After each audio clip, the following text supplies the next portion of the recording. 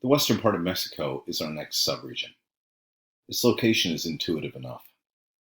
It includes much of the west coast, but also the southern portion of the Baja Peninsula, and Guadalajara, the second largest city in the country.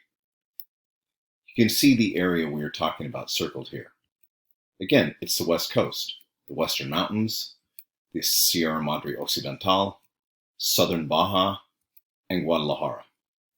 Some of the well-known cities or towns in this subregion include Cabo San Lucas, an American playground for marlin fishing and partying; La Paz, a sleepier town that's also known for big game fishing; Mazatlan, a major western port and a beach and party locale; Puerto Vallarta, a smaller, more attractive, and more resorty version of Mazatlan; Acapulco, the original, more sophisticated Mexican beach town; and Guadalajara, the home to mariachi music, and partly because of that, the people from this part of Mexico, from the Guadalajara area, consider it to be the true heart of the country, at least in a cultural sense.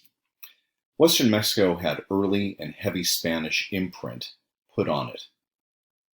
Why? Because many of the metallic ore mines were in the western mountains, the Sierra Madre Occidental, and that was what drew the Spanish to the New World. So, Spanish settlement here is imprinted on the landscape in unmistakable ways. Many of the towns are beautiful Spanish colonial architecture. That includes central plazas, churches, tile roofs, Moorish arches, and bougainvillea draped walls and patios. Probably because of this, Western Mexico became the original Mexican tourist destination for Americans. This really began in the 1930s and 40s and 50s with American movie stars living in Hollywood and seeking an exotic escape. They began hanging around Acapulco, then Puerto Vallarta, then Mazatlan. That sparked a large-scale tourism industry that has grown enormously since then. Today, these coastal cities are common cruise ship stops from the ports of Los Angeles and Long Beach.